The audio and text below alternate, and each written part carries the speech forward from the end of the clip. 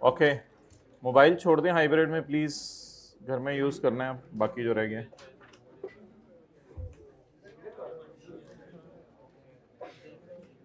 ये बाहर निकल जाए ना, आप दोनों बाहर निकल जाएंगे, फिर आगे जाने दें सबको।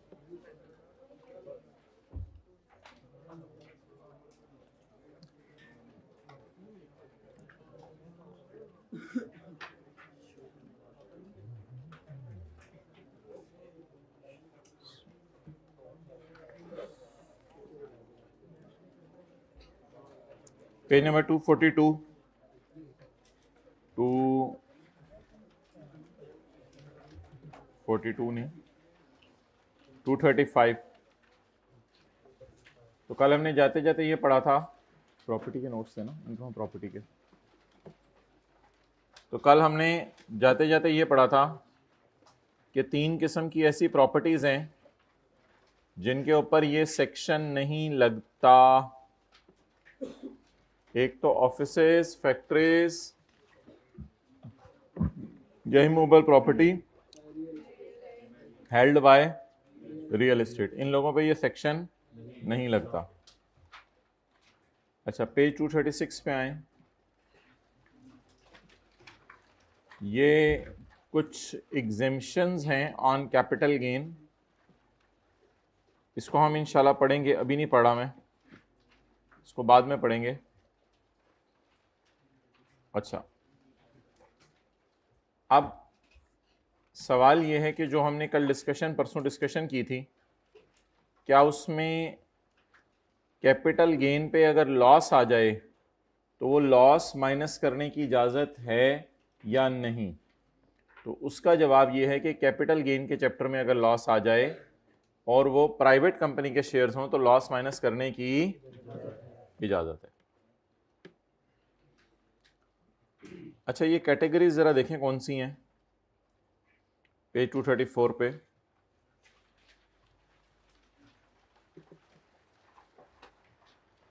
कैटेगरी 1, कैटेगरी 1 में आपको याद होगा हमने क्या डाले थे, शेयर्स। और कैटेगरी 2 के अंदर हमने क्या डाला था,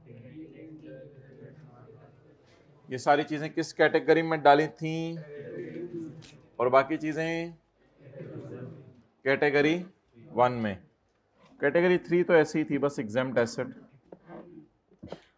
अच्छा, अब मोहतरम सवाल ये राइज होगा कि कैटेगरीज का लफ्ज़ पेपर में यूज़ करना है या नहीं। तो बिल्कुल ऐसा नहीं है, ये सिर्फ आपके समझने के लिए कैटेगरीज बनाई गई हैं। तो अगर किसी बंदे के पास शेयर्स हों of private company is a company that does not follow under the definition of public company.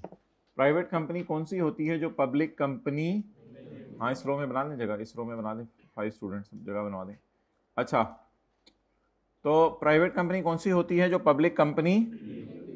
अब प्राइवेट कंपनी से क्या मुराद वो कंपनी है जो प्राइवेट है, या पब्लिक कंपनी अगर अनलिस्टेड है तो वो भी प्राइवेट हो सकती है? जल्दी बोले।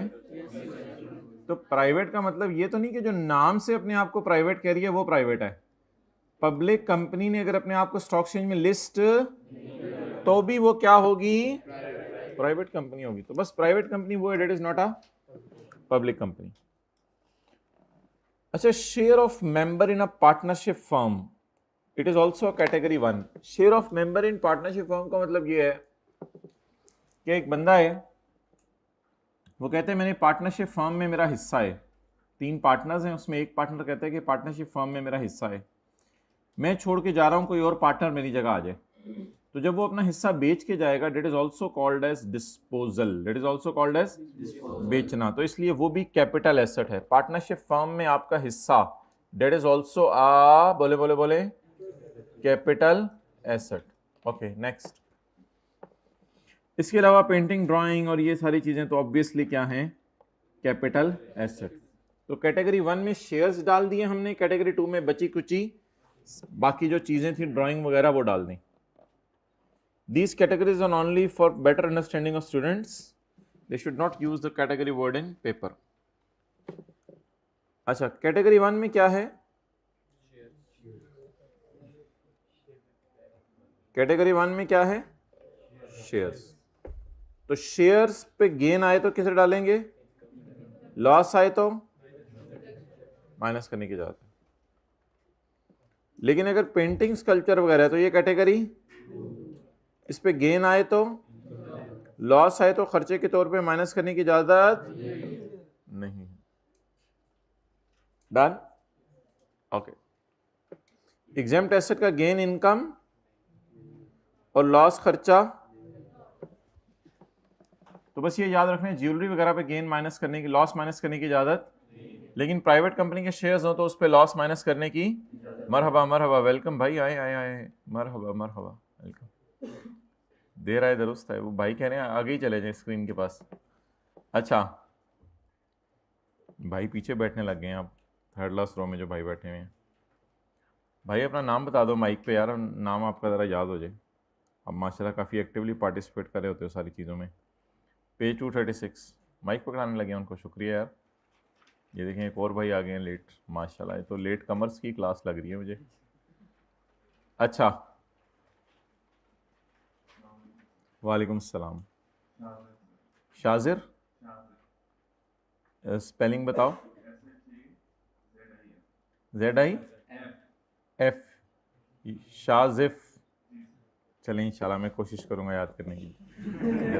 अपने पास ही रखें, अपने पास ही रखें, होता है शाजिफ कोई और बात करनी हो मैंने आपसे।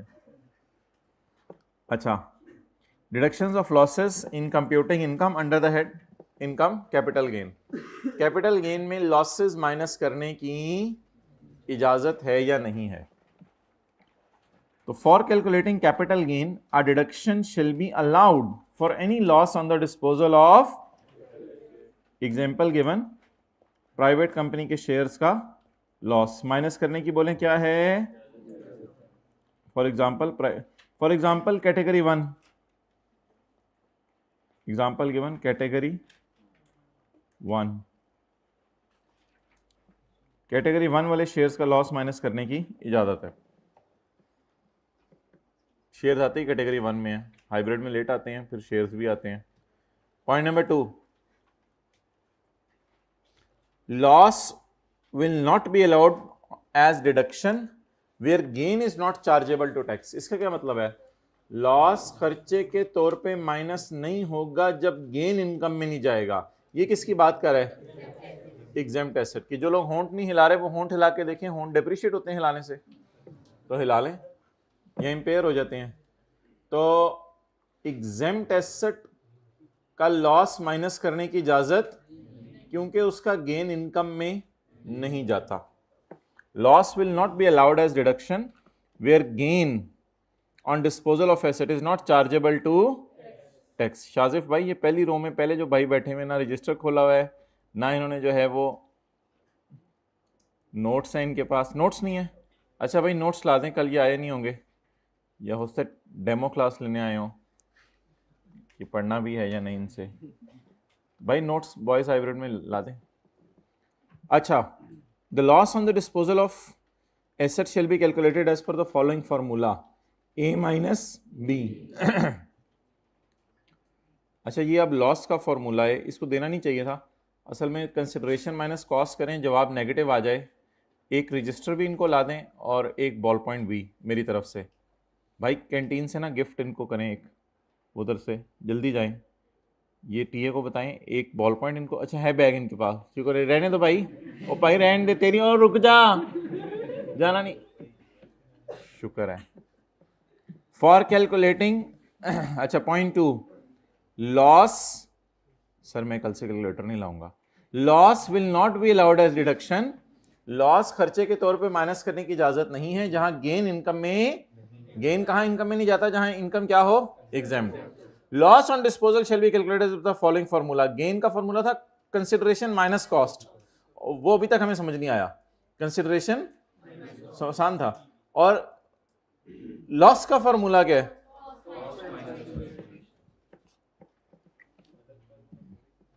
अलग फार्मूला बना दिया उसने, उसकी मर्जी। पॉइंट नंबर 4 तो हमने पढ़ा हुआ है, date is repetition.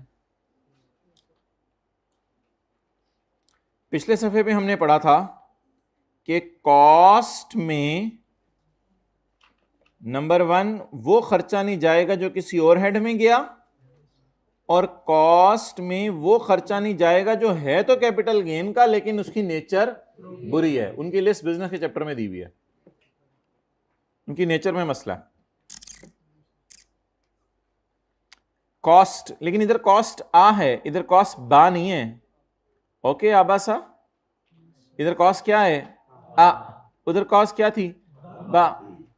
The cost shall not include any expenditure which is deducted under another head of income, and cost shall not include any expenditure which is not allowed as deduction under the head income from, और जो खर्चा income from business में minus करने की इजाजत नहीं, उससे ऐसा खर्चा जो है वो यहां भी माइनस करने की इजाजत, क्योंकि उसकी नेचर में क्या है? मसाइल है। मसाइल, नेचर में क्या है? मसला। बॉल पॉइंट मुंह से निकालें, फिर आगे चलते हैं।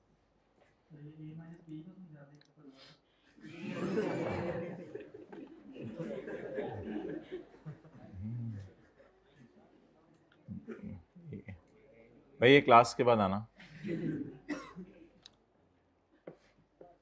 असल में उधर उसने ये लिखा था कि आप ने चीज़ बेची 50 की, तो शादिफ जगह दे दो यार, खुला दिल दिखाओ, इसको बुलाओ अपने पास। एक शख्स ने दूसरे के लिए चादर बिछाई थी, अल्लाह ने उस पर उसकी मग़फ़िरत कर दी। जगह दो शादिफ, इसको जगह है आपके पास, इसलिए कह रहा हूँ। चलो आगे आपने जगह दे दी, वेल डन। 50 में से अगर 50 की चीज़ बेचें और 48 की खरीदी थी तो कितना गेन आ गया? 2।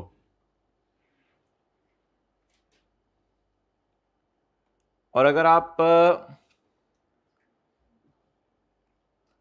40 की चीज खरीदें और बेच दें 32 की तो क्या आ गया? 8 का। अब वो कह रहे कि कॉस्ट ए को ले लो और कंसिडरेशन बी को ले लो, 8 का लॉस आ जाए। अब कैलकुलेटर जवाब नेगेटिव नहीं देगा, लेकिन आपको पता है क्योंकि पहले आपने कॉस्ट लिखी। हम तो पेपर में इस तरह नहीं करते, हम इंशाल्लाह पेपर में हमेशा जब लगा रहे होंगे तो कंसिडरेशन माइनस कॉस्ट ही करेंगे। कोई थ्योरी का सवाल आ जाए तो इसमें लिखाएंगे, उसमें कोई मसला नहीं, लेकिन न्यूमेरिकल सॉल्व करते हैं हमेशा पेपर में आपने क्या करना है? कॉस्ट माइनस कंसिडरेशन या कंसिडरेशन माइनस कॉस्ट। लेकिन अब कभी थ्योरी का सवाल आ जाए कि लॉस का फॉर्मूला क्या है, तो फिर ए माइनस बी लिखाइएगा, ए को जो है वो कॉस्ट लिखाइएगा। मोहतरम क्लियर? मोहतरम मैं बोल रहा हूँ जिन्होंने उस क्लास में पूछा है। Okay, no loss shall be recognised, कोई लॉस माइनस करने की इजाजत नहीं है on the disposal of following assets. ये वही लिस्ट सारी। अब 3 रूल बन गए भाई मोटे मोटे। कैटेगरी 1 वालों का लॉस माइनस करने की इजाजत है, एग्जेम्प्ट का लॉस माइनस करने की इजाजत नहीं है, और ज्वेलरी वगैरह का लॉस भी माइनस करने की इजाजत नहीं है। तो कितने रूल बन गए? 3। तो मेन 1, 2 और 5 में 3 रूल उसने कवर किए हैं, बाकी 3 और 4 तो ऊपर वाली रेपिटेशन है। 1 में क्या है? प्राइवेट कंपनी के शेयर्स का लॉस माइनस हो सकता है, उसने लिखा नहीं प्राइवेट कंपनी का, लेकिन मैं बता रहा हूं आपको। 2 में क्या है? एग्जेम्प्ट वालों का लॉस माइनस नहीं हो सकता। 3 में क्या है? 3 में नहीं, 5 में क्या है? ज्वेलरी वगैरह का लॉस माइनस नहीं हो सकता।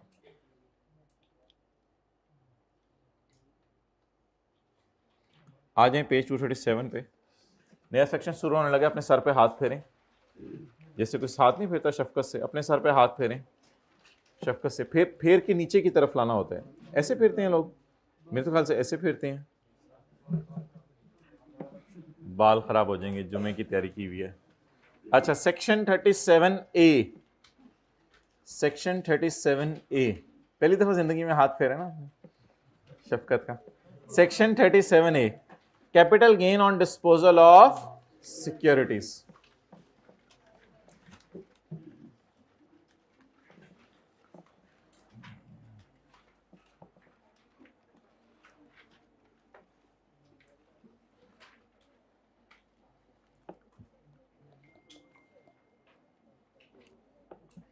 अच्छा जी, income from capital gain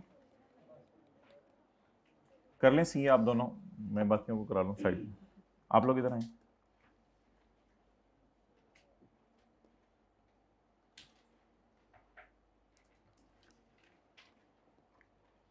separate block,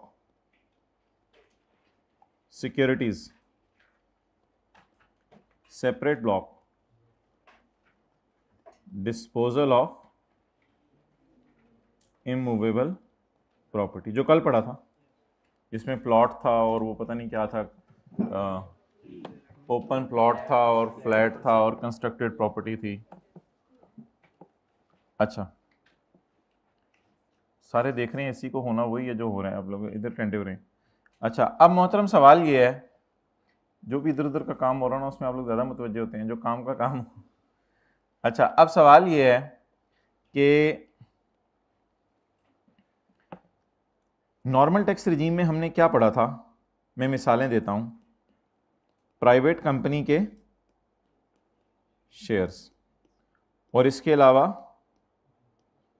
jewellery, painting वगैरह। लेकिन प्लीज ये ज्वेलरी और पेंटिंग पता है कौन सी है? फॉर पर्सनल यूज, आपके या आपके बीवी बच्चों के। अगर आपकी ज्वेलरी या पेंटिंग की दुकान है तो फिर तो ये इनकम फ्रॉम बिजनेस है, फिर ये कैपिटल गेन ना है। ये याद रखिएगा, ये अगर आपके घर में पड़ी हुई है तो ये कैपिटल एसेट है, और अगर आपकी दुकान है पेंटिंग्स की तो फिर ये कैपिटल एसेट नहीं है। अच्छा, और कल हमने क्या पढ़ा था? Disposal of immovable property, disposal of immovable property. अच्छा, आज हम क्या पढ़ने लगे हैं? कैपिटल गेन कौन सा? Separate block. ये भी सेपरेट ब्लॉक है, लेकिन इसका नाम क्या है? सिक्योरिटीज। इस पे सेक्शन 37 लागा था, इस पे सेक्शन 37A लागेगा। अच्छा, इसमें क्या आएगा? इसमें आएंगे पब्लिक कंपनी के शेयर्स। इसमें क्या आएंगे?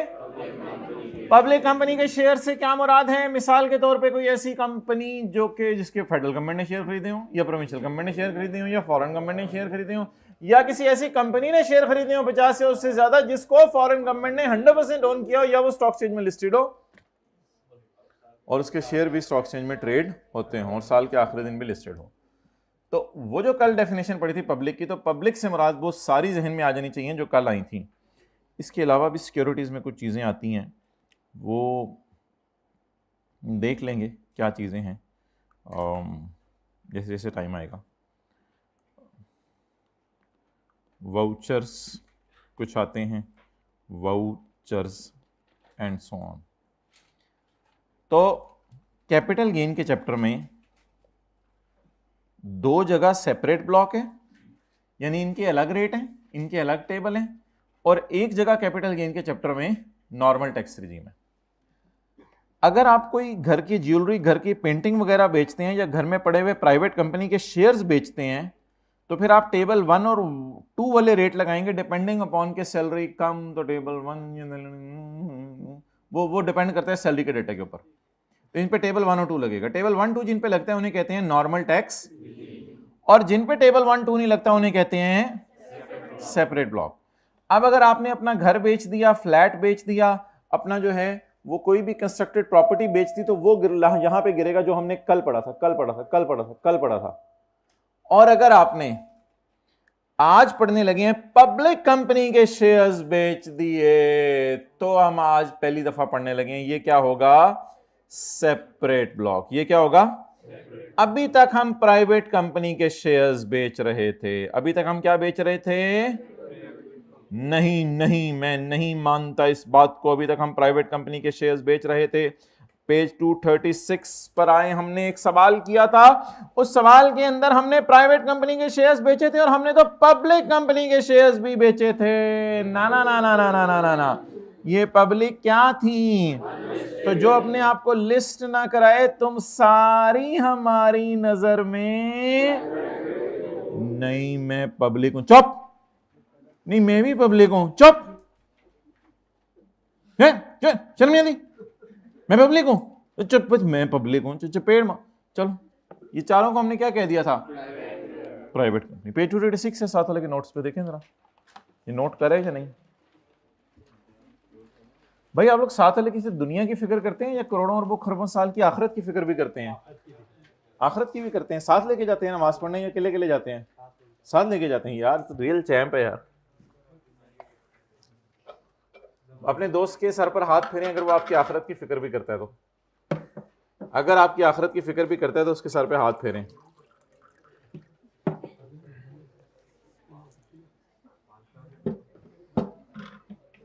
दोस्त ने कभी जिंदगी में कहा ज़ोहर की नमाज का टाइम हो गया चलो चलें? वेल डन, बहुत नेक दोस्त है आपको मिला हुआ।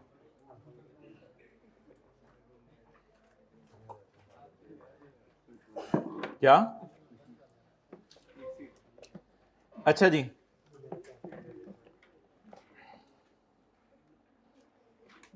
It's very clear, a man is known by the company he keeps.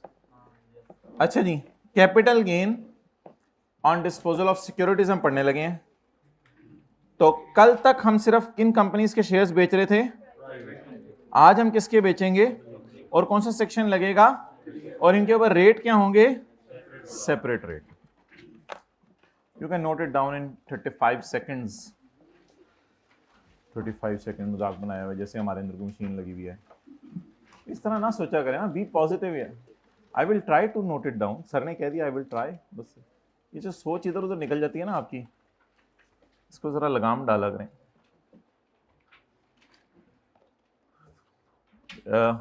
Mic पकड़ ले, माइक माइक माइक। एसी को सेट कराना है, ठीक है भाई। देखो एसी की तोपों का रुख बदलो जरा, बहुत ठंड लग रही है उस कमरे में।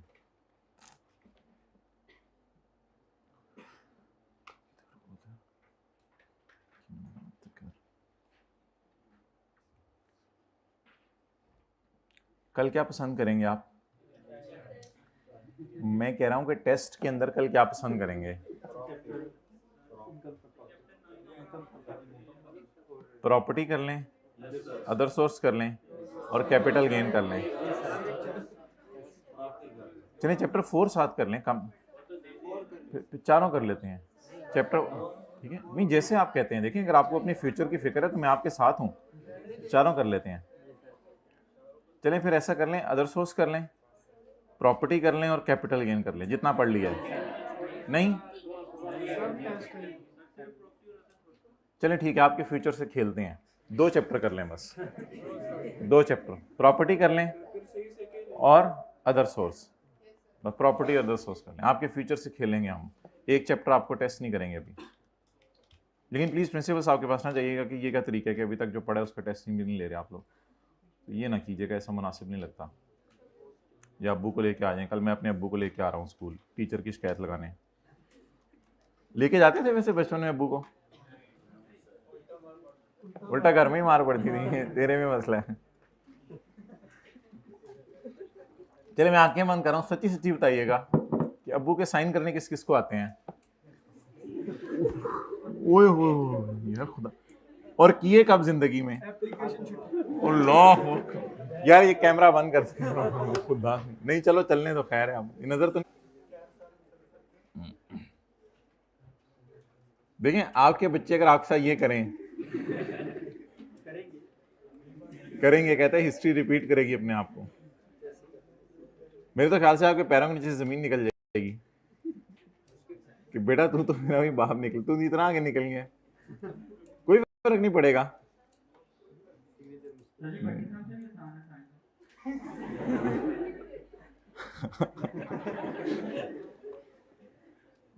अच्छा जी, जी जी मोहतरम।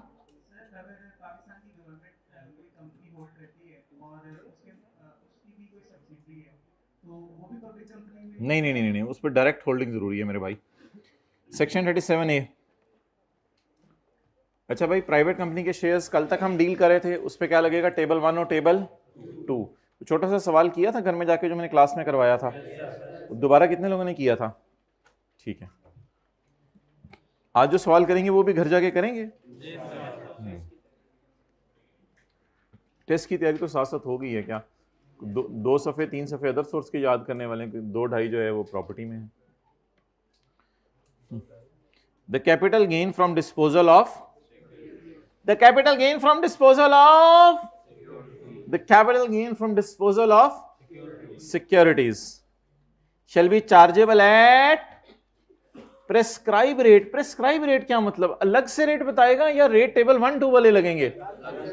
प्रेस्क्राइब करेगा बाद में, अलग से रेट बताएगा। इसका मतलब है ये नॉर्मल इनकम है या सेपरेट ब्लॉक इनकम है?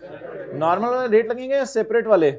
जब टोटल इनकम निकाल रहे होंगे तो इसको कट देंगे या इसको पड़ा रहने देंगे? इसको निकाल देंगे। अच्छा, ये तो ऐसी बात आ गई कि सेक्शन 37A बैंक्स पे और इंश्योरेंस कंपनीज पे नहीं लगता, तो उन पे कौन सा सेक्शन लगता है पता नहीं, वो 37B है या कौन सा सेक्शन है, बहरहाल वो हमारे सिलेबस में नहीं है।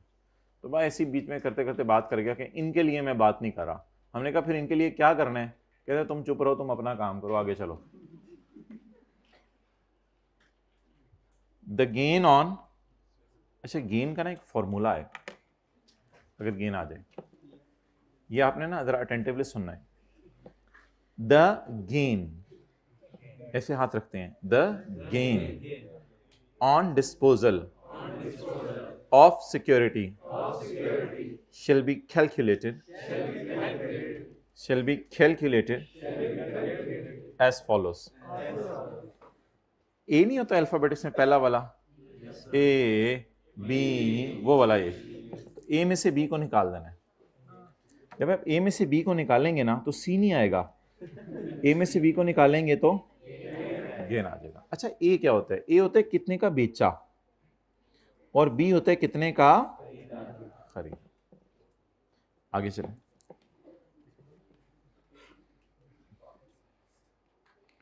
कोई नहीं समझ नहीं, ट्यूशन रख लो। Point number 2। अच्छा, अब सवाल यह है कि what is holding period? Holding period होता है बेचने और खरीदने के दरमियान का अरसा। सो आई एम होल्डिंग द चूहा, दिस चूहा, कैन वॉच दिस चूहा। So the holding period is 4 seconds. मैं नोट कर रहा था, the holding period is 4 second, इसे कहते हैं होल्डिंग पीरियड। तो इसी तरह आप अगर शेयर्स रखें साल, 2 साल, 1.5 साल, तो that is called as holding period, जिसको आप उम्र भी कह सकते हैं, कितना उम्र आपके पास रहे। The holding period of security shall be counted from the date of purchase to the date of sale. Very technical बात कर दी उसने, देखें, कहते खरीदने से बेचने का अरसा। अल्लाह अकबर, इसका नाम क्या रखेंगे? Oh really classical thing, very weird. Okay, security, security का क्या मतलब है? सिक्योरिटी एक ब्रॉड मतलब है इसका। सिक्योरिटी में ना बहुत सी चीजें आ जाती हैं। सिक्योरिटी में सिर्फ पब्लिक कंपनी के शेयर्स नहीं आते, सिक्योरिटी में आगे 10-12 चीजें और आ जाती हैं। तो सिक्योरिटी का क्या मतलब है? Security means shares of a public company. Security means shares of a public company. Vouchers of Pakistan telecommunication corporation, मुदारबा certificates, an instrument of redeemable capital, debt, units of exchange traded fund and derivative products. तो probably जब ये definition आई, hybrid में बातें करते हुए जब ये डेफिनेशन आई, तो फिर बहुत से बच्चों ने ICAP को ईमेल की कि अच्छा हमें शेयर्स ऑफ पब्लिक कंपनी तो समझ आ गए, कल कोई टीचर ने इसके ऊपर जो है वो 25 मिनट लगा के कोशिश की थी समझाने की। तो ऐसा करें कि ये वाली डेफिनेशंस भी हमारे सिलेबस में डाल दें कि ये क्या चीज़ें हैं, हमें तो ना समझ आवे, तो ये वाली डेफिनेशंस भी हमारे सिलेबस में डाल दें ये क्या चीज़ें हैं। तो प्रॉब्ली ICAP ने उनको रिप्लाई किया कि यार सोच लो, फिर ये भी सिलेबस में डालूंगा, फिर इस पर भी 25-25 मिनट लगेंगे समझाने पे। तो फिर बच्चों ने कहा नहीं रहने दें। फिर ICAP ने कहा नहीं, थोड़ा सा होना चाहिए मेरी तरफ से। तो फिर ICAP ने एक डेरिवेटिव प्रोडक्ट्स की डेफिनेशन डाली और एक डेट सिक्योरिटीज़ की डेफिनेशन डाली। फिर उसके बाद बच्चों ने कहा रह नहीं दें, बेहतर है रहने ही दें, और ना डालें किसी चीज़ की डेफिनेशन। तो ये जितनी चीज़ें हैं हमें उसके बस नाम याद रखने हैं, ये क्या चीज़ें हैं। प्रोबेबली आप CA फाइनल में इनको पढ़ लेंगे, तो इसके हमने नाम याद करने हैं। तो चले मैं डेट सिक्योरिटीज़ की डेफिनेशन से शुरू करता हूँ। डेट सिक्योरिटीज़ क्या है? For the purpose of this section, debt securities means, इसकी ICAP ने डेफिनेशन डाली, corporate debt securities such as term finance certificates, sukuk certificate, Sharia compliant bond, registered bond, commercial paper, participation term certificate, and all kind of debt instruments issued by any Pakistani or foreign company registered in Pakistan, and government debt securities such as treasury bills, federal investment bonds, foreign currency bonds, government paper, municipal bonds, and all kind of debt instruments। अच्छा, बच्चों ने ये कहा कि ऐसा करें, फिर इसकी भी डेफिनेशन डालें। ये क्या है? ये क्या है? आई कैप ने कहा देख लो, बच्चों ने कहा रहने दें। तो क्या करें, बस ये नाम याद करने हैं, या 25-25 मिनट इनको समझ लेते हैं, कुछ जाके देखते हैं इनकी डेफिनेशंस कहाँ लिखी हुई हैं, इन चीज़ों को समझ लेते हैं। अब देख लें इतना टाइम है सिलेबस में तो इनको समझ लेते हैं, नहीं तो फिर हम आगे चलते हैं, पहले जो करना है वो कर लेते हैं। चलिए इस तरह करते हैं कि एक ऑफ़र है मैं हर बैच में देता हूँ, इस तरह करते हैं कि इनको भी याद कर लेते हैं नामों को। जब फरवरी आ जाएगा, आपको एग्ज़ाम लीव्स होंगी, तो उस वक्त मैं आपको ये ऑफ़र कर दूंगा कि हमारे पास अगर टाइम बच गया न्यूमेरिकल्स की रिवीजन करके, अगर टाइम बच गया तो किसी एक दिन 4-5 घंटे के लिए आप आ जाइएगा, तो फरवरी की एग्ज़ाम लीव्स के ये सारी चीज़ें समझ लेंगे। ठीक है, तो उसमें 4-5 घंटे आप निकाल लीजिएगा। अगर आपके पास टाइम हुआ, तैयारी आपकी पूरी पिछला साथ आपको याद हुआ, तो फिर इसके लिए टाइम निकाल लेंगे। समझ आ गई? कितने लोग सीरियस हो गए हैं? यार नहीं, सीरियस तो हद होगी दीवानों, ये नहीं है चीज़, बस आपने नाम याद करने हैं इसकी। कितने वेले लोग हो, फरवरी के अंदर जब आपने बैठना है आपकी वैसी चीज़ें निकल जानी है, यार ये भी रिवाइज करना है, ये भी रिवाइज करना है, वो भी रिवाइज करना है, वो भी रिवाइज करना है, मैं ये करूँ ये करूँ, इससे दीवाने लोग हैं। कितनी जल्दी आप सीरियस हो जाते हैं, वो सादा लोग हैं आप।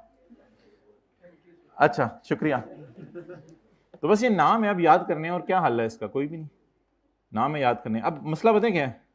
मसला ये कि ये नाम भी आपने याद ही करने थे, लेकिन मसला ये था कि इन चीज़ों का आपको पता था, इन नामों को याद करते हुए कोई चीखा नहीं चिल्लाया नहीं, हालांकि ये भी रट्टा ही था सारा का सारा, और इसी तरह ये भी नीचे वाला रट्टा ही रट्टा है। तो इसलिए अगर किसी को नहीं पता कि पेंटिंग क्या है, वो भी इंशाल्लाह पेपर में पास हो जाएगा। ठीक है, किसी को नहीं पता स्कल्पचर के, वो भी पेपर में पास हो जाएगा, उसने वो नाम याद किए हुए। तो ये सारे नाम याद करने हैं या इन चीज़ों को समझना है? नाम याद करने, और क्या किया जा सकता है। ओके, तो बताएं ये जो डेट सिक्योरिटीज हैं, is it a security? Yes, debt security is a security. Similarly participation term certificates is a debt security and the debt security falls under the definition of security. तो बात करने का मकसद ये है कि ये जो 20-25 नाम जितने भी हैं, अगर ये चीजें हम बेच दें तो कहां जाएंगी? सेपरेट ब्लॉक में। बस ये बात इतनी सी पता होनी चाहिए, बाकी याद करना आपके जिम्मे है, वो आपके अब्बू याद कराएं, अम्मी याद कराएं, दैट्स अप टू यू। तो वो हमारा नाम पढ़ाना, हमारा काम पढ़ाना था, याद करना आपका काम है। ओके, वैसे भी ऑब्वियसली वेरी लकी, 1-1.5 दिन में संडे आ रहा है, तो महीने में आपके घर कितने संडे आते हैं? मेरे घर तो अल्लाह का शुक्र है हर महीने 4 संडे आ जाते हैं। संडे को ज़िबा करना होता है, संडे को क्या करना होता है? पढ़ना होता है, पढ़ना होता है, पढ़ना होता है। नहीं संडा तो नहीं, चलो एक को कह सकते हो आप संडा, लेकिन 4 आ जाए महीने में तो फिर संडे। तो अल्लाह का शुक्र है हमारे घरों में 4 संडे आते हैं हर महीने। ओके, नाउ अगली डेफिनेशन कौन सी है? Derivative products. Derivative products. अब डेरिवेटिव प्रोडक्ट्स क्या होते हैं? अच्छा, बैक एंड पे ये बात सारी ये है कि ये जब आप शेयर्स खरीदते हैं ना, तो अपना पैसा इन्वेस्ट करते हैं ताकि बदले में आपको कोई प्रॉफिट आए। तो ये सारा ना एक तरह का लोन रिसीवेबल है। ये सारा एक तरह का क्या है? आपने किसी को उधार दिया हुआ है, बदले में आपको कुछ पैसे आने हैं। डेट होता ही उधार है, पता है आपको, डेट होता ही उधार है। तो ये डेट सिक्योरिटीज से मुराद असल में उधार है। अब उधार आप जो है वो टर्म फाइनेंस सर्टिफिकेट के नाम से दे दें, सुकूक सर्टिफाइड के नाम से दे दें, उधार आप पार्टिसिपेशन टर्म सर्टिफिकेट्स के नाम से दे दें, बस ये आप अगले लोगों को उधार दे रहे हैं, उधार के बदले आपको कुछ बेनिफिट आना है।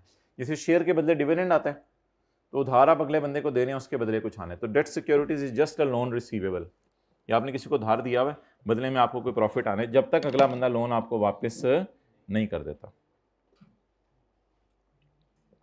डेरिवेटिव प्रोडक्ट्स, ऑब्वियसली इंशाल्लाह कल ये तोते की तरह आपको सारे नाम याद होंगे। हैं कुछ अच्छे बच्चे क्लास में, करते हैं साथ साथ।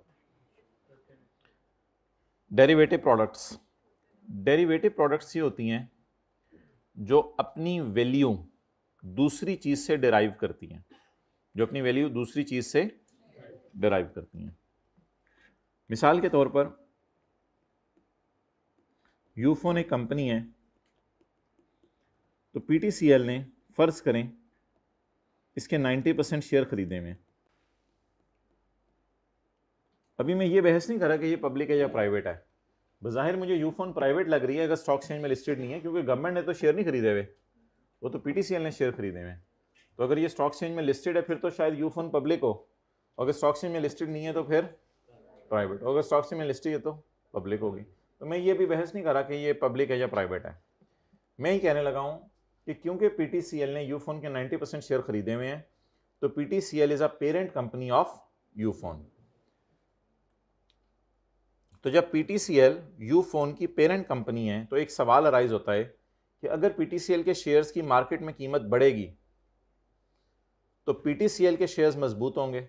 जब पीटीसीएल के शेयर्स मजबूत होंगे उसकी वजह से यूफोन के शेयर्स भी ऑटोमेटिकली मजबूत हो जाएंगे, क्योंकि लोगों को पता है कि पेरेंट मजबूत हो रहे, सन को कोई भी मसला हुआ पेरेंट इसके साथ होगा और कुछ ना कुछ पैसे देके इसे दोबारा अपने पांव पे खड़ा कर देगा। ठीक है, ये नहीं हो सकता कि इसके शेयर्स की कीमत आसमानों पे पहुंची और इसके शेयर्स की कीमत ज़मीन पे गई हो, क्योंकि जब लोगों को पता है कि पेरेंट मजबूत है तो फिर सन भी मजबूत है। तो ठीक है, तो इसलिए परेशान होने की कहते हैं ज़रूरत नहीं। तो अब what is derivative product, PTCL के शेयर्स या यूफोन के शेयर्स? यूफोन के शेयर्स। पहुंच गए कुछ लोग, इसी को पहुंचना कहते हैं, पहुंच गए कुछ लोग। यूफोन के शेयर्स जो हैं वो डेरिवेटिव प्रोडक्ट्स हैं या पीटीसीएल के शेयर्स? क्योंकि यूफोन के शेयर्स अपनी कीमत डिराइव कर रहे हैं पीटीसीएल पे। तो ये एक हल्की सी डेफिनेशन है डेरिवेटिव प्रोडक्ट्स की, इससे ज़्यादा हमें नहीं पता होना चाहिए। तो यूफोन कंपनी के शेयर्स, पीटीसीएल के शेयर्स, तो ये ना डेरिवेटिव प्रोडक्ट है।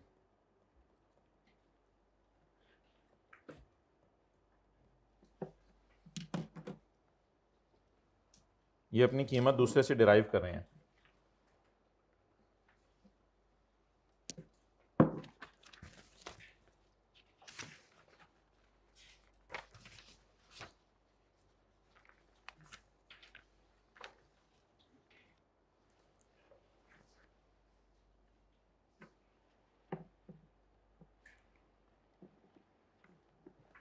Okay, next.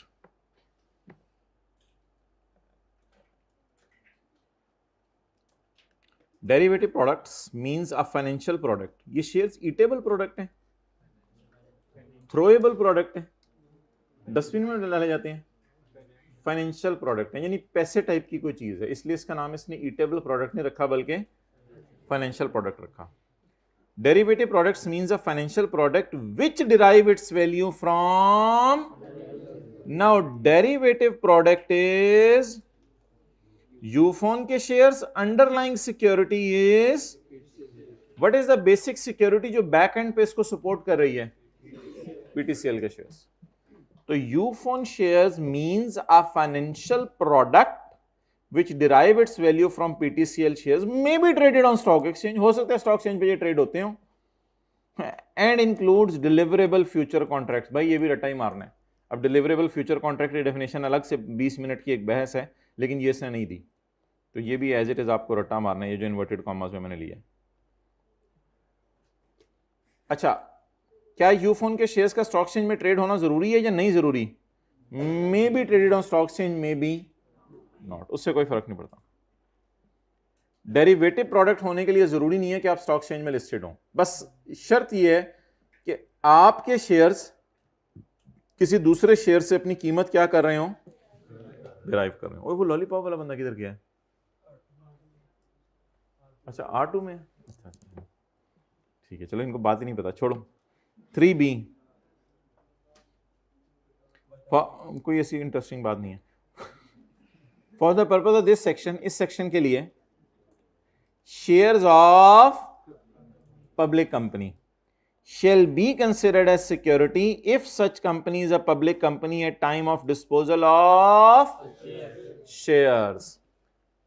हमारी नजर में पब्लिक कंपनी वो पब्लिक कंपनी होगी जब उसके शेयर बेचने जा रहे थे तब भी पब्लिक थी। कुछ कंपनीज होती हैं पब्लिक होती हैं लेकिन गवर्नमेंट ने उनके 60% शेयर खरीदे होते हैं, लेकिन बाद में गवर्नमेंट ही उसके 20% शेयर बेच देती है, गवर्नमेंट अब उसके 40% शेयर खरीदे होते हैं, तो वो कंपनी पब्लिक से प्राइवेट में चली जाती है। तो जब हम शेयर खरीद रहे हो तब भी वो पब्लिक होनी चाहिए, और जब शेयर बेच रहे हो तब भी वो कंपनी क्या होनी चाहिए। फिर हमें ये बेनिफिट मिलेगा कि इस पे सेक्शन कौन सा लगेगा, 37A जो सेक्शन आज हम पढ़े हैं। तो पब्लिक कंपनी कौन सी समझी जाएगी, जब उसके शेयर्स बेच रहे हो तो भी वो क्या हो, पब्लिक हो। डन।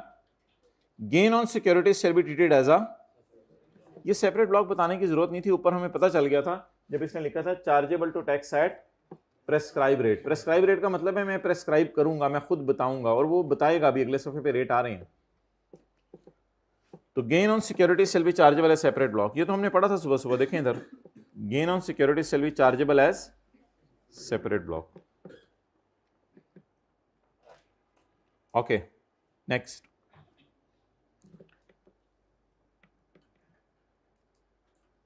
पॉइंट 5,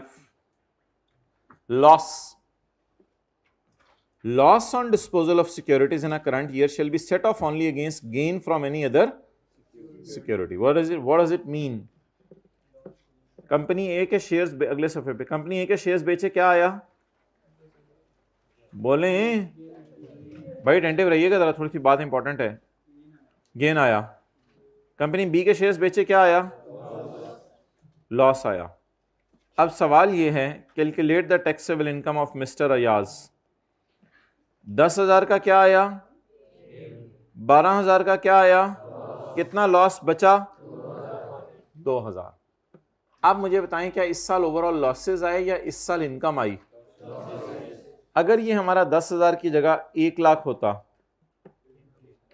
तो फिर ये 88,000 का गेन आ जाता, लेकिन अभी खुशी कम थी, गम ज्यादा थे।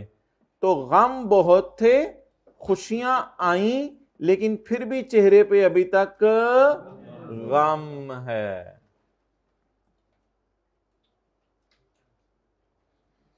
आपको क्या टेंशन है, आप इधर देखो, आप क्यों अपने चेहरे पे गम ला रहे हो, लेकिन अभी भी चेहरे पे क्या है, गम है।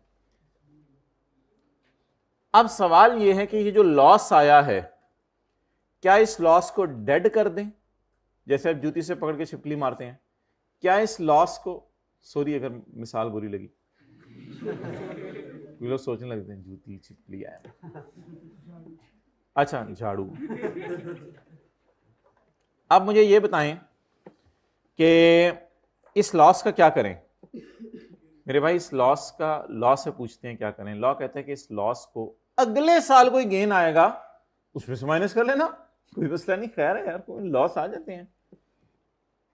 और अगर ना आया अगले साल गेन, उससे अगले साल आ जाएगा, कोई मसला नहीं, अगले साल माइनस करना है। लॉ मेकर कहते हैं खैर है कोई मसला, फिर भी ना आया अगले साल गेन, नहीं आपके नसीब में गेन, हो सकता है अगले साल आ जाए, हो सकता है तीसरे साल आ जाए, फिर आया फिर माइनस कर लेना।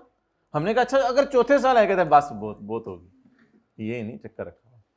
लॉस को कितने सालों तक कैरी फॉरवर्ड कर लो, अगले 3 साल। इसके हम न्यूमेरिकल्स करेंगे लॉसेस के चैप्टर में, अभी इसको हम न्यूमेरिकल नहीं कर रहे कि इसको कैसे कैरी फॉरवर्ड करते हैं। तो लॉस को माइनस कर लो, अगले साल गेन आ जाए, नहीं गेन आया अगले साल, उससे अगले साल माइनस कर लो, नहीं गेन आया अगले साल, ऐसे हाथ रखें, उससे अगले साल माइनस कर लो, और फिर भी गेन ना आए, हॉर्न नहीं, फिर नहीं। कितने साल तक लॉस को कैरी फॉरवर्ड करेंगे, 3 साल तक।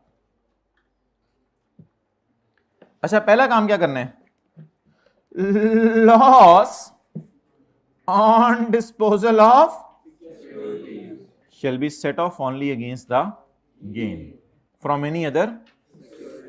हाँ, सिक्योरिटी का लॉस सिक्योरिटी के गेन में से माइनस करेगा, सिक्योरिटी का लॉस इधर नहीं लाएगा, सिक्योरिटी का लॉस इधर नहीं लाएगा, सिक्योरिटी का लॉस सिक्योरिटी के गेन में होगा। अपने घर में रहना, दूसरों के घर में जाके पंगे नहीं लेने। हमने कहा तो ऐसा हो सके कई दफा लॉस माइनस नहीं हुआ। Loss that has not been set off, how much is this that has not been set off, not been set off कितना है, जल्दी बताएं, नॉट बीन सेट ऑफ कितना है, that has been set off कितना है, 10,000, that has not been set off कितना है, 2000, भाई पक्कियां झलनी पड़ रही हैं उस कमरे में, जरा जाएं। That has not been set off कितना है? 2000। Loss that has not been set off in current year can be, और बोले कैन बी। ओ मजे, डेट भी तो कर सकता था। कैन बी टू अगले 3 साल from the tax year in which the loss was first, जिस साल लॉस आया उससे आगे कितने साल?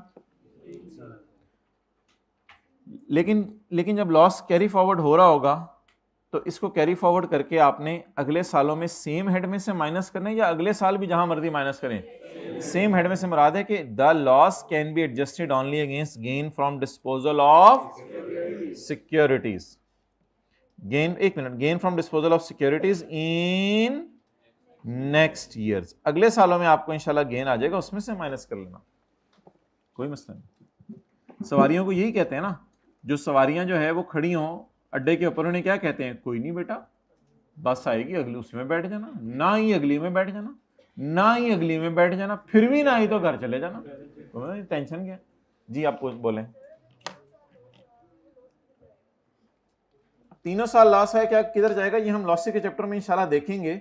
इसका जवाब तो सिंपल सही है ना, कि 3 साल अगर लॉस आ जाए तो पहले साल लॉस आएगा, उसे अगले 3 साल माइनस करने की कोशिश करेंगे, और जो उससे अगले साल लॉस आएगा उससे अगले 3 साल करने की कोशिश करेंगे। तो ये सारी बातें इंशाल्लाह करनी है हमने न्यूमेरिकली।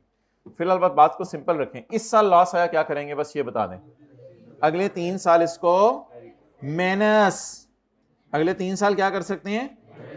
माइनस कर सकते हैं। चलिए आगे, कोई मसला? You can tell me in years.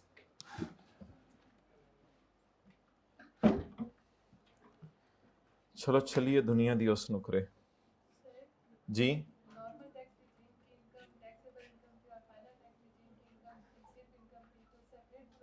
Income है, इनकम ही कहेंगे इसको। हाँ जी, अच्छा ये नीचे अंग्रेजी छोड़ें आप, बस हमने अंग्रेजी पढ़ ली जितनी पढ़नी थी। अगले सफ़े पे आ जाएं जहाँ टेबल बना हुआ है।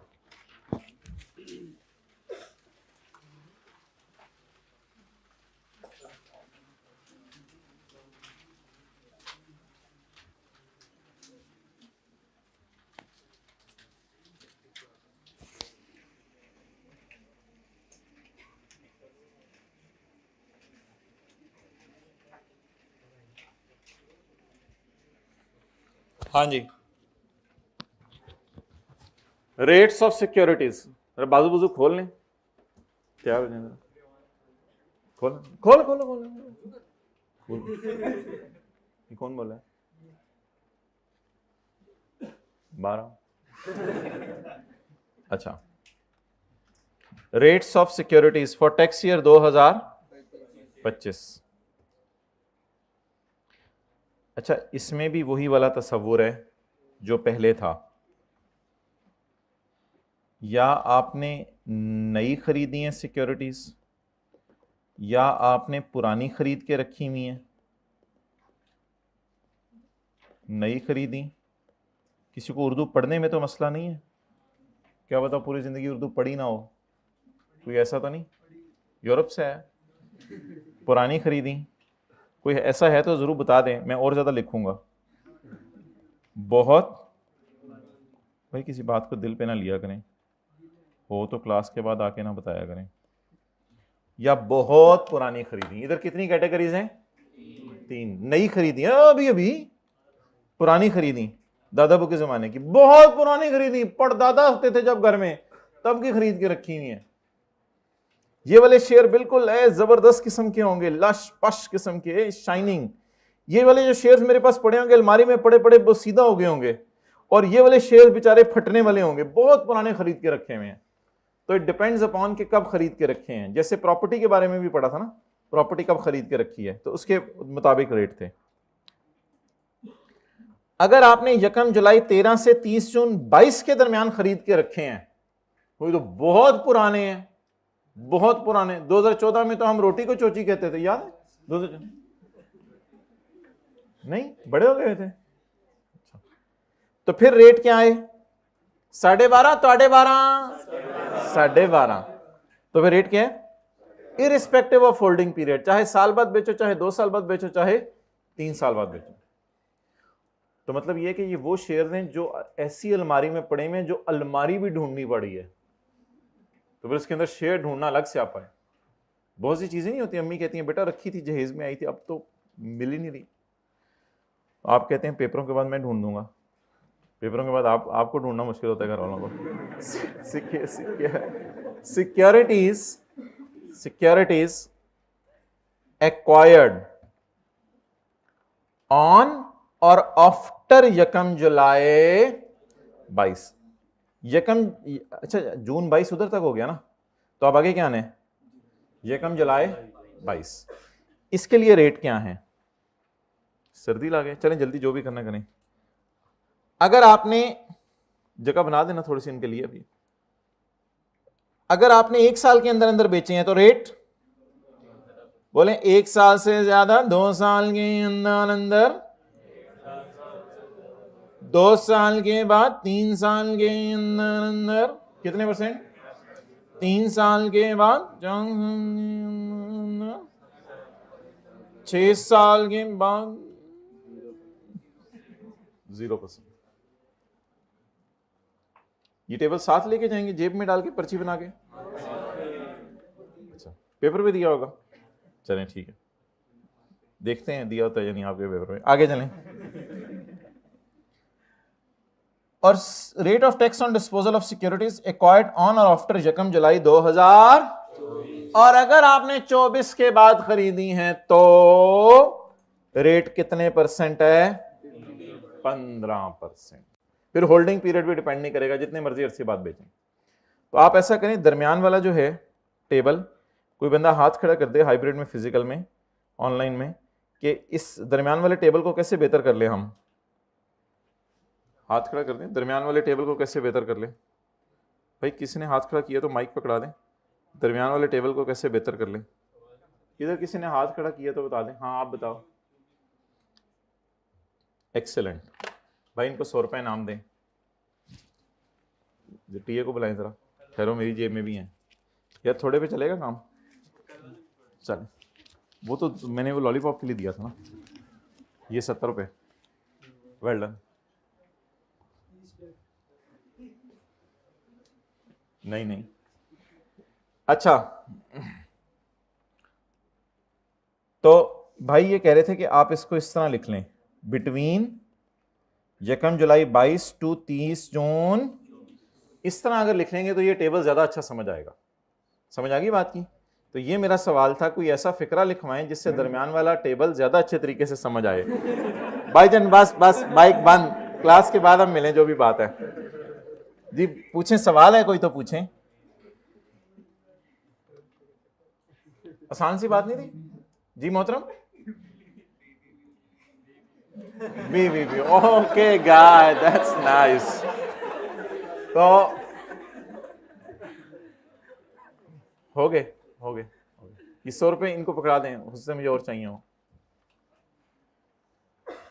हो सकते हैं मुझे ही मिलने हो, कोई सोच रहा है।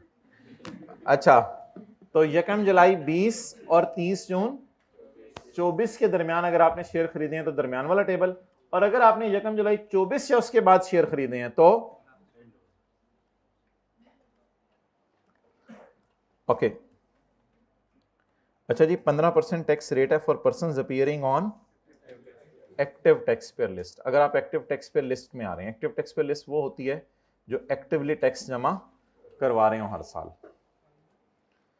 फाइलर की तरह का समझ लें। On the date of acquisition and date of disposal, खरीदने के दिन भी आपका एक्टिव होना जरूरी है, यानी आप ऐसे ऐसे कर रहे हो, और बेचने के दिन भी आपका एक्टिव होना जरूरी है। मींस के खरीदने के दिन भी आप उस लिस्ट में, असल में ना एक्टिव टैक्स पेयर की लिस्ट हुकूमत हर साल पब्लिश करती है, जिसमें लोगों के नाम आते हैं, कौन कौन एक्टिव टैक्स पेयर्स हैं। तो उन एक्टिव टैक्स पेयर्स की लिस्ट के अंदर अगर आपका नाम आ रहा है तो इट मींस कि आप पे रेट कितना लगेगा। ये लिस्ट में नाम कब आ रहा हो? खरीदने के दिन भी और बेचने के दिन भी।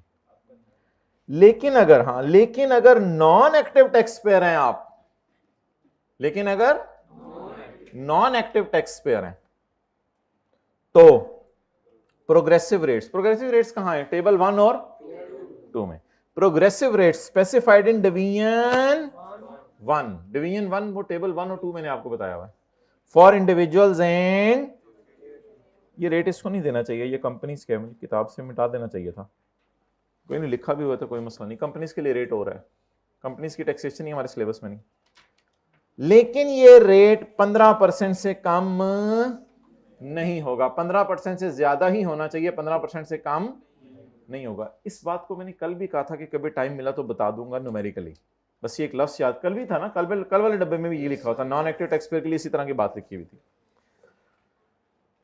यार ये तो भाई के अपने ऐसी चपड़ डाला हुआ, कोई फ्यूचर कमोडिटी होती है, मुझे नहीं पता क्या होती है, आपको नहीं पता क्या होती है, entered into bye Pakistan mercantile exchange एक होती है, जहाँ पे कुछ चीज़ें बिकती हैं, शेयर्स नहीं बिकते, उनका रेट 5% ही है, जब मर्जी खरीद लें। ये दरमियान में ये भी नहीं होना चाहिए था, बस सारा 5% ही है, एक ही है ना, तो 5% रेट है। ये क्या चीज़ है, हमें इससे कोई कंसर्न नहीं। एक शेयर वो हैं जो लक्कड़ दादा के जमाने के खरीदे हुए हैं, वो नए नहीं खरीदे हुए, पुराने नहीं खरीदे हुए, बहुत पुराने नहीं खरीदे हुए, वो बहुत बहुत पुराने खरीदे हुए हैं। वो क्या होंगे, इस पे कोई 100 रुपया नहीं है। वो कौन से वाले होंगे, जो 1 जुलाई 13 से भी पहले के खरीदे हुए हैं, यानी 2002 में 2004 के खरीदे हुए हैं। वो तो पिछले घर की शिफ्टिंग में गुम हो गए थे। ये वो वाले शेयर हैं, वो भी ढूंढने पड़ेंगे। उनको भी अगर आप बेचें तो उनके ऊपर फिर टैक्स ही कितने % है। तो ये कौन से वाले शेयर हो गए, बहुत बहुत पुराने, नवे नवे पुराने, बहुत पुराने, बहुत बहुत पुराने। The rate of tax will be 0% on the capital gain arising on disposal where securities are acquired before 1 जुलाई 13। अगर 1 जुलाई 13 से पहले आपने सिक्योरिटीज एक्वायर की हैं तो फिर बोलें क्या रेट है, 0%। Now are you people ready, क्या आप लोग तैयार हैं, तैयार हैं, ठीक है। अगला सफा निकालने हम न्यूमेरिकल शुरू करने लगे हैं। किसी को पानी चाहिए हो करें बॉटल, और किसी को पानी चाहिए हो जल्दी दे दें। ये सी बंद कर दें भाई, इसको परमानेंटली बंद कर दें, इतना काफी है। और ये किसी को पानी चाहिए हो, एसी बंद करो।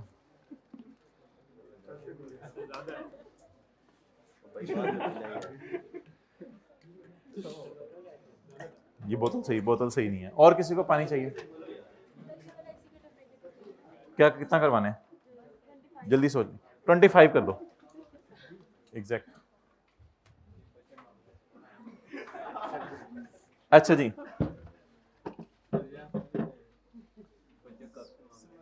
Mister Ibtisam is an active tax payer, हमेशा से ही।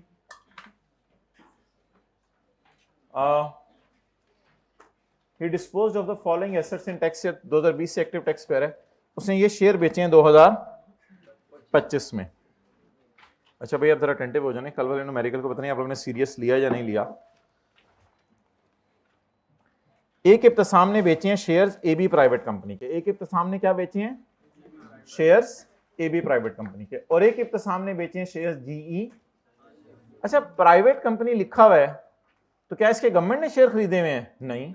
क्या फॉरेन गवर्नमेंट ने खरीदे हुए हैं, नहीं। क्या किसी ऐसी कंपनी ने खरीदे हुए हैं जिसको फॉरेन गवर्नमेंट ने खरीदा हुआ है, क्या ये स्टॉक एक्सचेंज में लिस्टेड है। So if a company is not a public company it is a, तो कौन सा सेक्शन लागेगा, सेक्शन 37 लागेगा या 37A लागेगा।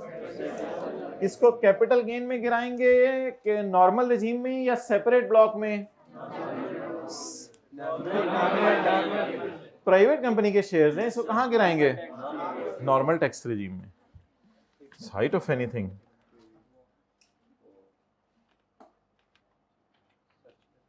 फील करें, चलें छोड़े पर।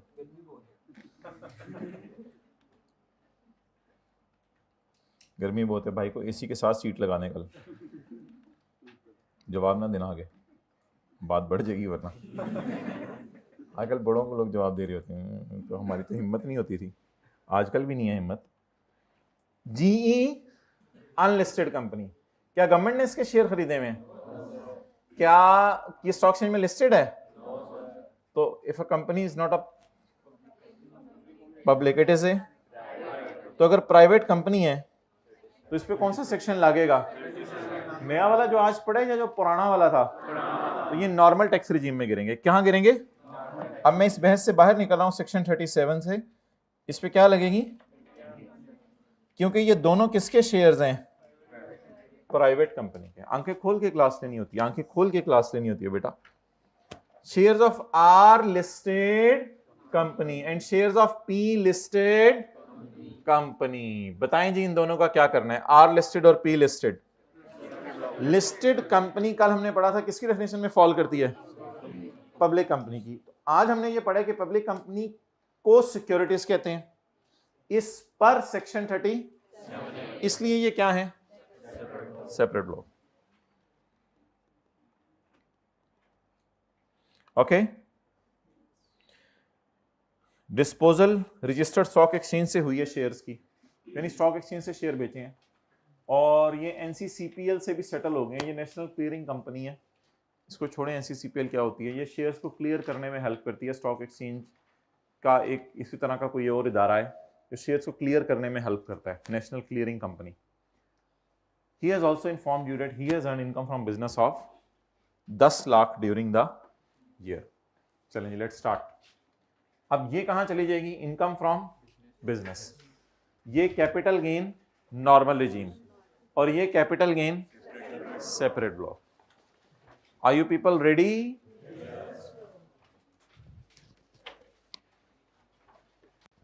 Capital gain normal regime, working one, income from capital gain. कौन सी रिजीम? नॉर्मल रिजीम जी। Shares of AB private company. अब फॉर्मूले के चक्कर में ना, ये फॉर्मूला क्या था? बस कंसिडरेशन में से कॉस्ट माइनस करते हैं हर जगह। पॉजिटिव जवाब आ गया तो गेन, और नेगेटिव जवाब आ गया तो लॉस। कंसिडरेशन कितनी है? 9 लाख। कॉस्ट कितनी है? गेन बोलें,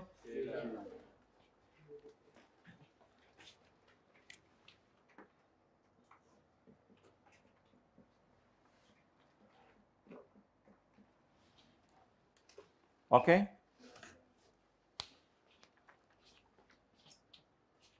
कंसिडरेशन 10,000, कॉस्ट 30,000, गेन लॉस।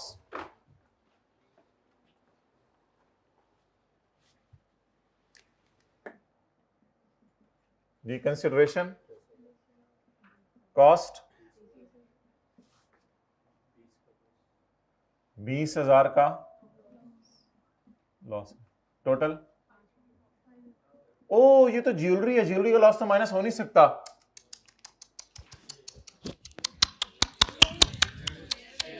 अच्छा, शेयर है, जल्दी बता देना था ना। What a beauty, Rooh Afza, Rooh Afza, fantastic. Okay, आगे चलें जी। Shares of R listed company and shares of P listed company. ये बोलें क्या है? नॉर्मल रिजीम या सेपरेट ब्लॉक? Separate block. कितने का खरीदा? कितने का बेचा? कितना गेन आया? 15,000। कितने का खरीदा? कितने का बेचा? कितना गेन आया? 5,000। क्या हुआ? चलवाने? ऊपर देख रहे थे ना, चलवाने? चलाएं भाई एसी जी। इसको बंद करवा दें भाई, ये कर लें। 25 मिनट रह गए, जो जो करवाना है करवा लें। आज ही एसी बंद करना और एसी चलाना हम खेलेंगे। खुद चादर नहीं लेके आएंगे एक।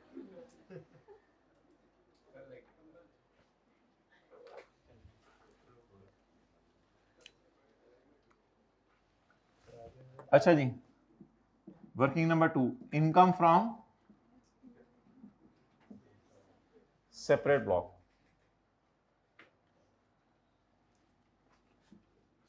सबसे पहले कौन से शेयर हैं? R listed company. अच्छा जी, कंसिडरेशन बोलें जरा, मैं जरा डिटेल में लिख रहा हूं, कोई वजह बता दूंगा। Consideration 75,000, cost 60,000। अच्छा, रिपेयर अलाउंस की तरह सिक्योरिटीज में एक चीज माइनस करने की इजाजत है, सिक्योरिटीज में, नॉर्मल टैक्स रिजीम में नहीं। कहां पे? सिक्योरिटीज में। रिपेयर अलाउंस की तरह सिक्योरिटीज में एक चीज माइनस करने की इजाजत है, डेट इज कॉल्ड है, सवाल में दी हो या ना दी हो, नोशनल एक्सपेंस। घर जाके बोलिएगा, घर जाने तक नेशनल हो जाएगा। Notional expense, that is 0.5%, that is 0.5%। 0.5% notional expenses, assumed expenses. Notional means assumed expenses. 0.5% notional expenses of what? Of very अजीब thing. Of sale price plus purchase price. उधर तो सिर्फ ग्रॉस रिसीट पे लगाना होता था 1/5, इधर sale price plus purchase price दोनों को जमा करके नोशनल एक्सपेंसेस आपने निकालने होते हैं। Really अजीब, but obviously it will not be अजीब tomorrow, क्योंकि आज कर लिया तो कल रिवाइज हो देना। वो नोशनल एक्सपेंसेस माइनस करने की इजाजत है रिपेयर अलाउंस की तरह, लेकिन that is cost plus sale price को जमा करके आएंगे। ये हमने कहीं पढ़ा नहीं, ये अंग्रेजी में कल पढ़ेंगे। अभी जो हमने आज थ्योरी पढ़ी है उसमें कहीं तो आपको नजर नहीं आया 0.5% का लफ्ज नजर आया जो थ्योरी पढ़ी है, तो कल उसमें देखेंगे कहीं जी। 675, तो 675 सोल्यूशन में मैंने लिखा हुआ है 0.5% ऑफ 1,35,000। समझ आ गया 1,35,000 कैसे बना? इन दोनों को जमा करके। जवाब बता दें। 14325।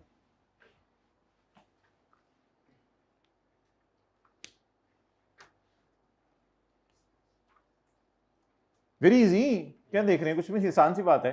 हाँ, इट्स न्यू, इट्स अजीब, बट इट्स इजी।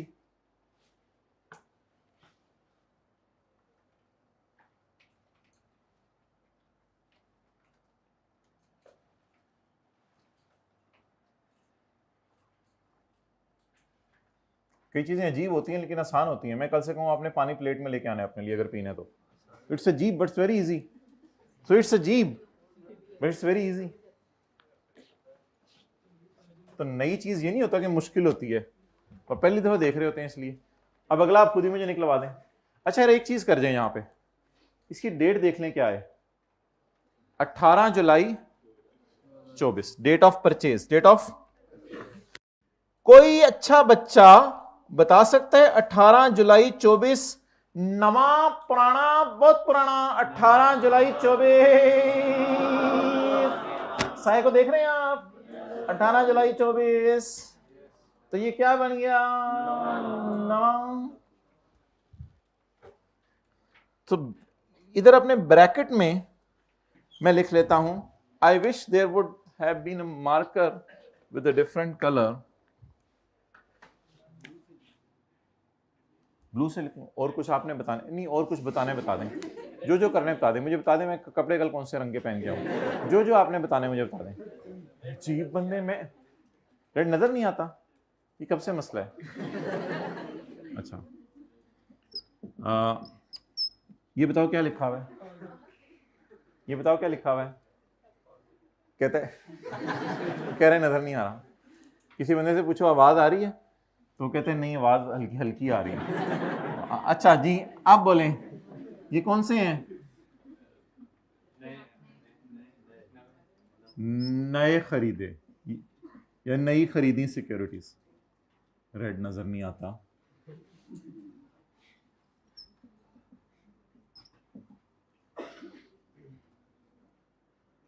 नई खरीदी आगे चलें, अभी गेन निकालें, नवे पुराने का चक्कर एंड पे कर लेंगे, अगले अगले का गेन निकाल लें। पुत्र आपने कहां लिखे नहीं खरीदी? क्या अभी पहुंचे ही नहीं हो, इसी को पहुंची हुई सरकार कहते हैं। भैया आप कहां पहुंचे होते हैं क्लास में?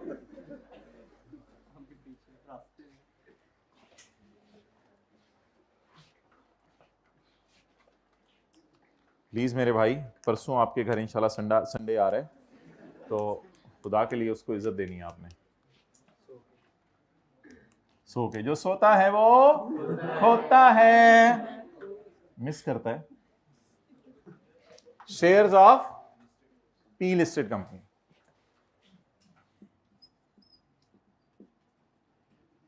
अच्छा, अब इतने लंबे चक्कर में पढ़ने की जरूरत नहीं है, बस इसको इस तरह कर दें, मेरे पास जगह भी नहीं है। अच्छा, इसको इस तरह कर दें, 40 minus 35, got it? 40 minus 35 in minus 0.5% of 40 और 35 को कैलकुलेटर के बगैर आप जमा करें। ओ रियली 75, और इसका जवाब भी कैलकुलेटर के बगैर आपने देना है। नहीं, ये नहीं है, कैलकुलेटर के बगैर अगर देने वाला कोई माइका लाल है तो।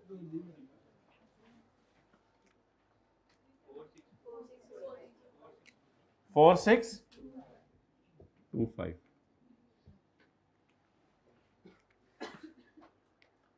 तो पेपर में आप इस तरह कर दीजिएगा। कुछ लोग क्लास के बता के पूछते हैं पेपर में किस तरह करना है, उसके लिए अलग क्लासें होंगी, वो ये वाला सेशन ही चला, उसके लिए अलग क्लासें होंगी। लेकिन ये है कि पेपर में जो है ना कैपिटल गेन वगैरह पूरा लिखिएगा, IFCG नहीं लिखना, ये जरा ध्यान रख लीजिएगा। बाकी फिर कंपनी जिम्मेदार नहीं है, बता दिया कंपनी ने एक दफा। अच्छा, अब जरा इसकी डेट ऑफ परचेज देखें। नए पुराने के लिए क्या देखनी होती है? 20 मई 24, 20 मई 24, 20 मई 24, 20 मई 24। यहां आप हाथ लेके हैं तो ऐसे होगा, फील करें, कराऊं हो रहा है। यहां हाथ लाएं तो ऐसे होगा, क्यों? क्योंकि ये 20 में 24 नहीं है, नहीं हुआ।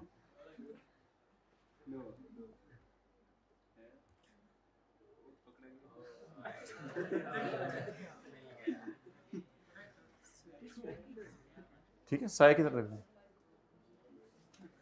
तो ये क्या बन गई? पुरानी।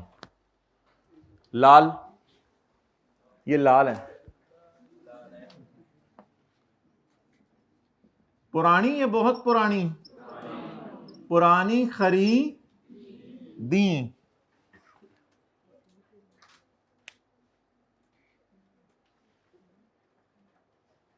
ये तो अब्बू के जेब में ही पड़े होंगे, शेयर नहीं खरीदे हैं, ये अम्मी के पर्स में जाके पड़े होंगे, और वो जो बहुत पुराने खरीदे तो दादा अब्बू के पास मिलेंगे।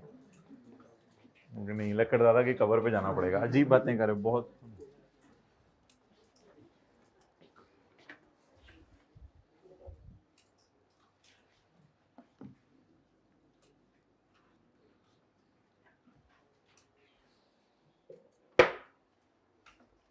खुदा ना खास्ता, खुदा ना खास्ता, खुदा ना खास्ता, खुदा ना खास्ता कोई माँ अपने बेटे को ये कह के सुला दे, बेटा कोई नहीं सो जाओ, अब फजर जो है वो अगर निकल भी रही तुम पूरी रात पढ़ते रहे हो, तो वो बच्चा भी नाकाम हो गया, माँ भी नाकाम होगी। अच्छा जी, अब मुझे ये बताएं कि हम न्यूमेरिकल का जो फेस बनाएंगे उस पर इन दोनों को जमा करके लेके जाएं या दोनों को अलग अलग लिख दें? मर्जी है, वैसे मेरे ख्याल से अलग अलग लिखने तो ज्यादा बेहतर है, क्योंकि ये दोनों अलग अलग कैटेगरीज हैं, इन पे रेट भी अलग अलग लगने हैं। अगर दोनों को जमा करके भी ले जाएं, इन द एंड जब रेट लगाने पड़ेंगे तो दोनों पे अलग अलग रेट लगाने हैं। ठीक है, तो मैं इनका टोटल नहीं कर रहा, बस इनको फेस पे अलग अलग ले जाता हूं। अब हेडिंग दे मिस्टर, पता नहीं क्या, मिस्टर जो भी है। अच्छा, income and tax thereon, income and tax thereon. मैं फॉन्ट साइज छोटा रख रहा हूं, ये खुद ही समझ लीजिएगा। अब मैं फॉन्ट साइज बढ़ाने लगा हूं। इनकम फ्रॉम बिजनेस, वो भी तो है सवाल में मेरे ख्याल से, मुझे तो लगा था थी, पता नहीं अब हमारे आते आते निकल ना गई हो। निकल गई, उधर ही है, उधर ही है। कितनी है? 10 लाख, 1 मिलियन।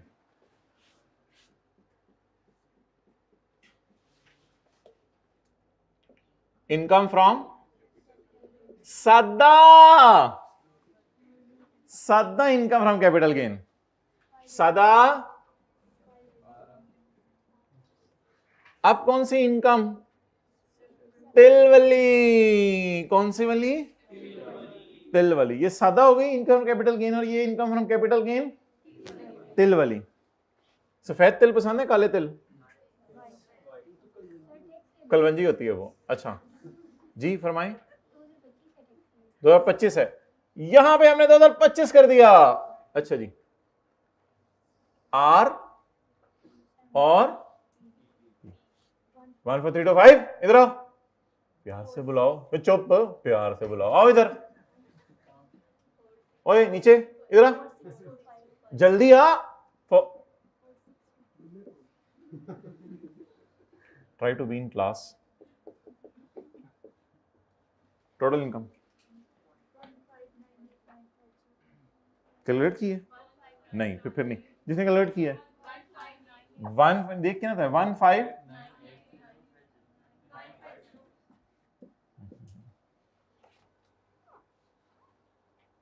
जिन दोनों को बुलाया था उन दोनों को, ओए निकलो इधर से।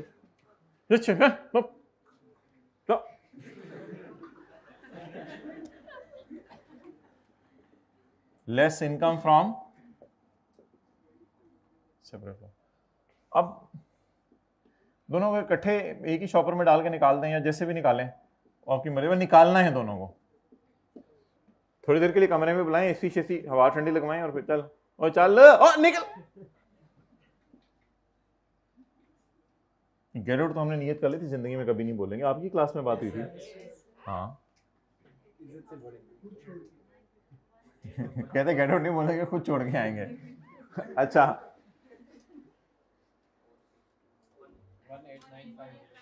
18।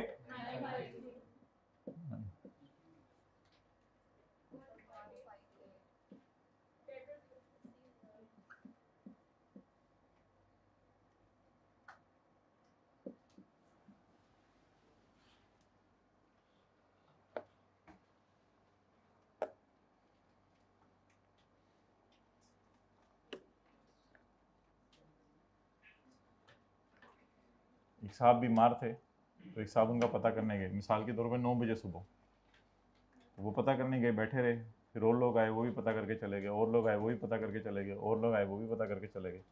तो तकरीबन जब 12 बज गए, जो साहब बीमार थे, तो जो साहब पता करने आए हुए थे, तो पता करने वाले साहब ने पूछा, भाई और कोई खिदमत, कोई ज़रूरत आप मुझे बताएं। तो उन्होंने कहा, हाँ एक काम करना है, कुंडा लगा दें। वो अंदर से कुंडा लगाने लगा, उसने कहा नहीं, बाहर से कुंडा लगाएं और खुद भी बाहर निकलें। तो इसलिए कभी कभी आप ईमानदारी करने जाते हैं, अगले के लिए टेंशन का बायस बन जाते हैं, इसलिए तरह से ध्यान से जाया करें। ये कौन सी इनकम निकल आई? Taxable income. अब क्या निकालना है? टैक्स। ये कौन सी इनकम है? अब हमें टैक्स कौन सा चाहिए? नॉर्मल टैक्स रिजीम वाला। अच्छा जी, इनकम फ्रॉम सैलरी बताएं कितनी है? तो इसका 75% लगाने की जरूरत नहीं है। लगा के अगर सैलरी से कंपेयर करेंगे, salary come to table 1, salary come to table 1, 15,80,000, 15,80,000। भाईजान मजा आ रहा है आपको इस चैप्टर में? मजा आ रहा है? ठीक है, फिर दोपहर का खाना ना खाइएगा आज।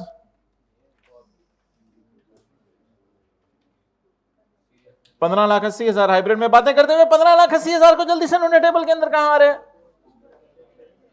सीरियल नंबर 90,000 जमा 20% ऑफ अमाउंट एक्सीडिंग 12 लाख, 90,000 जमा 20% ऑफ, जवाब दे दें आज मुझे 1666,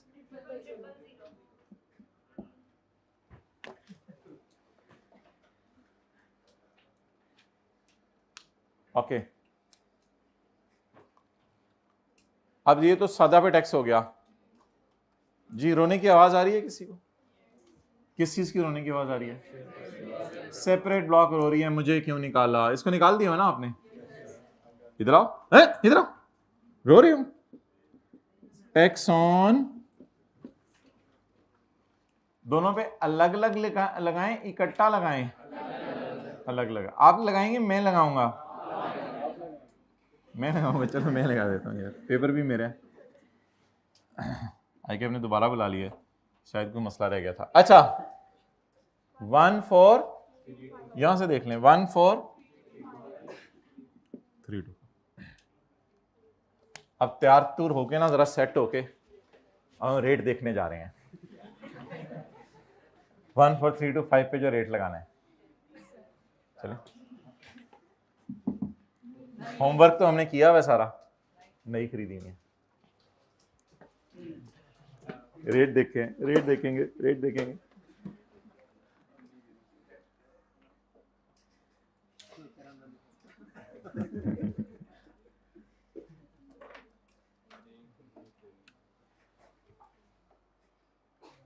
ये नहीं खरीदी है तो एक्टिव टैक्स पे, इसलिए रेट क्या है? 15% जी।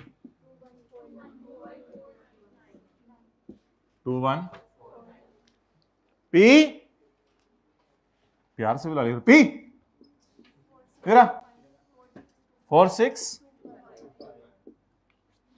तैयार हो जाए, तैयार होके फिर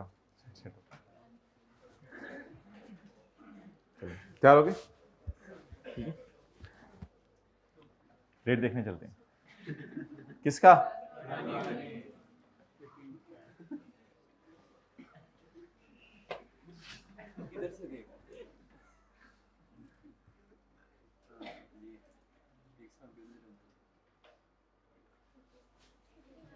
बहुत रेट है, बहुत ज्यादा, तो बहुत ज्यादा रेट हो गए, क्या करें?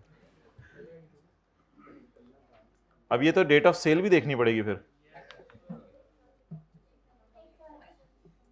मुझे भी देख लेने दें, मैंने भी पैसे दिए, मैं हाथ दूंगी। अच्छा जी, 20 मई 24 के बाद आएगा 20 मई 25, तो उसके अंदर अंदर ही बेच दिए, तो 0 साल के बाद 1 साल के अंदर, where the holding period does not exceed, आज आके वही रेट लगा, कितने परसेंट इस पे भी? 15%। लेकिन वो ये वाला 15 था, ये वाला 15, इन दोनों में फर्क है।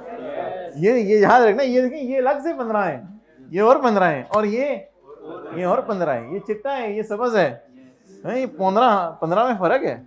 ये ना कि ये सारा आपने 15 उठा लिया, तो 15 पहले ये वाला उठाया था, अब ये वाला 15 उठाया। ये याद रखिए, क्लास के बाद बच्चे आ जाते हैं, ये 15 ही है, तो फिर कौन सा वाला 15 है? तो पहले हमने सजे वाला उठाया था, खब्बे वाला उठा रहे हैं।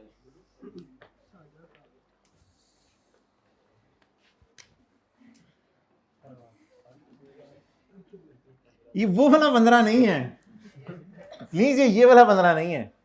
ये किसी तरह समझाने अपने आप को घर जाके, दिल मानेगा नहीं, ये वो वाला 15 है ही नहीं, ये अपना ही 15 है, लेकिन है ये भी 15। मसला ये है, तो मसला फिर यहां पे आता है। बात नहीं सुन रहे होते, फिगर तैयार करके बैठे होते हैं, ये चुप करे मैं बोलूं। 694 और कुछ बातें ही सुन रहे होते हैं, फिगर भी तैयार करके कभी नहीं बैठते। मैं मैनू गल कर लें दो, वट एवर द टोटल में भी, जो मर्जी है, मुझे क्या।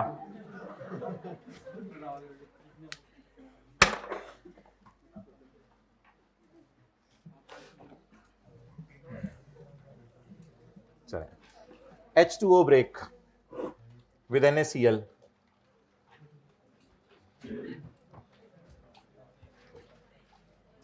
भाईजान शट डाउन क्यों कर रहे हैं जीने पुत्र, अभी 2 मिनट पड़े हैं। हाँ हाँ क्या, कैमरामैन को कहीं उधर करें।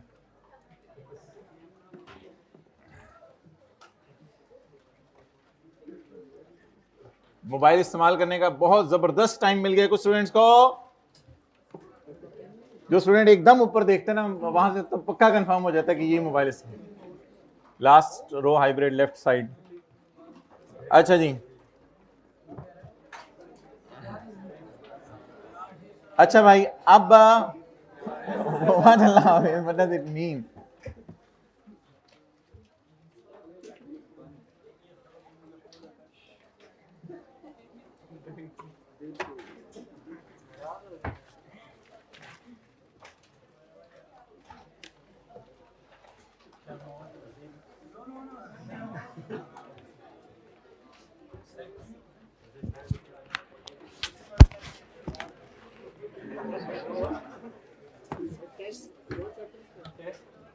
टेस्ट देखिए, मेरा तो प्रोग्राम 3 का था, आप लोग कह रहे हैं नहीं हमने अपने फ्यूचर से खेलना है, तो 2 का है फिर। अदर सोर्स और प्रॉपर्टी तो वैसे ही खाला जी का घर है और अदर सोर्स पप्पू जी का घर है, इनमें क्या मसला है?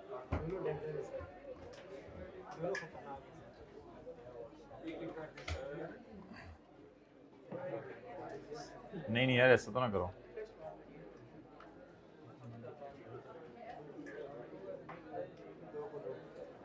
ठीक है भाई, टेस्ट हाँ जी वो नेक्स्ट वीक में हो जाएंगे। हाँ हाँ वही वाला ठीक है, क्लोज।